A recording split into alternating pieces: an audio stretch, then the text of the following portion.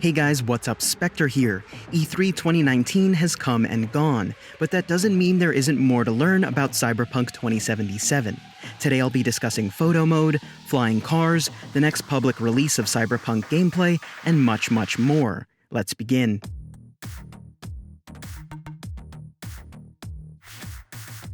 I'll begin with a bit of personal news. Those of you who check out my community posts or follow me on Instagram, which you should, have seen my Replica Militech Vindicator, a replica weapon that I purchased off of Etsy as a raw kit and I finished myself. Well, it turns out that just after the announcement and opening of the CD Projekt Reds store, CD Projekt reached out to various prop makers and ordered them to stop making replica weapons from Cyberpunk 2077. This would lead me to speculate that they could at least be entertaining the idea of creating replicas of their own.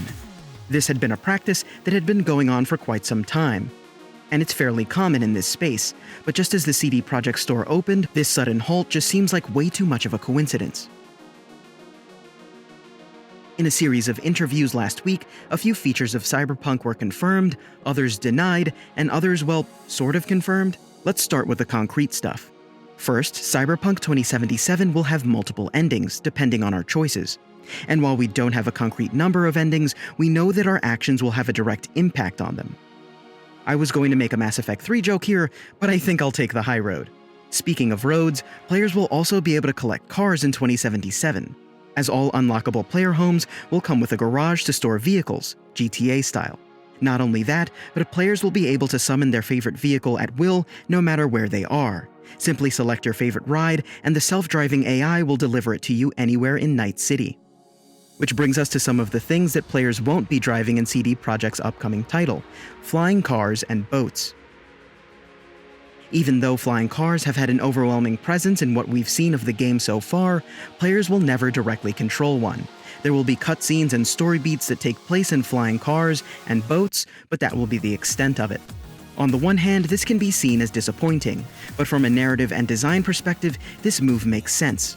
Giving players a flying vehicle removes any challenge from crossing the in-game map, and basically voids some of the hard work that devs have put into the landscape. Not to mention that it could cause players to miss out on emergent gameplay moments or quests that they might have stumbled upon otherwise. Narratively, flying cars seem to be mostly for service vehicles and the ultra-wealthy, groups that we're not part of. And finally, onto the features that aren't really set in stone as of yet. Despite saying that they were planning to add photo mode in September of 2018, CD Projekt has pivoted on that feature and has said that the studio is now seriously considering it. I don't see why they wouldn't add it in such a visually stunning game, especially since beautiful photos of any game basically act as free advertising. I'd only imagine that they'd completely omit the feature for technical reasons, or at the very least deploy the feature in a patch after release. We're sure to learn more concrete information about in-game features in the coming months, as the studio is now in the polishing phase of development, according to CD Projekt's founder. In a recent Polygon article, writer Charlie Hall sums up a few choice details about Cyberpunk 2077. Some of them are already widely known, but a few caught my eye. The first, apparently Cyberpunk has been streamlined into a single unified timeline. This is a fact that's been contested various times, as many thought that Cyberpunk 2077 would take place in an alternate future from the board game Cyberpunk 2020. Mike Pondsmith, the original creator of the series, has been working very closely with CD Projekt since 2011, and the game is meant to be a direct sequel to Cyberpunk 2020. For those who played the tabletop RPG, you'll be pleased to know that Cyberpunk Red, a new tabletop adventure from Mike Pondsmith himself, will be released in August, with a quick start guide being available first at Gen Con. The next bit of information from the piece is incredibly interesting. In the original pen and paper title, cyberspace is an actual place that you can visit, traveling between computers in a vast network. But at some point between 2020 and 2077, a massive cyber attack has fractured cyberspace itself. Cyberspace is no longer accessible to corporations or average civilians. Only the most skilled netrunners and Netwatch, a form of cyber police, are able to move about, even with Blackwall, a massive cyber firewall, cordoning off the malicious code. Blackwall will be incorporated into the story as you try to find what lies beyond this virtual cordon. According to CD Projekt devs, even navigating cyberspace is going to be odd. Apparently, in the most recent closed-door demo, A character immerses themselves into an ice bath before plugging in order to avoid overheating, much like a water-cooled computer.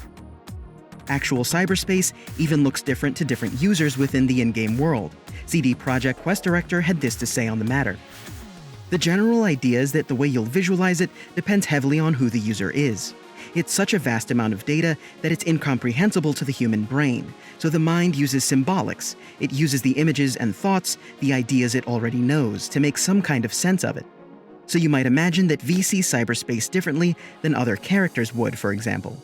You'll go into cyberspace, but to what degree, I rather not spoil.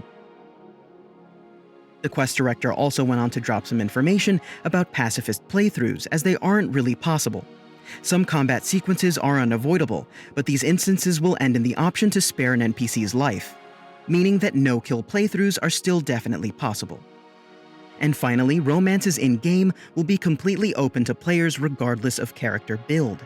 This means that sexual relations or fully fleshed-out relationships are possible no matter what customizations that you choose at the game's outset, and none of them are gated behind player stats or gameplay mechanics. We're definitely in for some more Cyberpunk news and information soon, especially with the announcement that the recent behind-closed-door demo will be made public at PAX West, meaning we'll be getting our next extended look at gameplay in very late August or early September. But for more Cyberpunk 2077, including some lore that may rear its head in that upcoming gameplay, make sure to sub and check my other videos. And as always, thanks for watching, guys.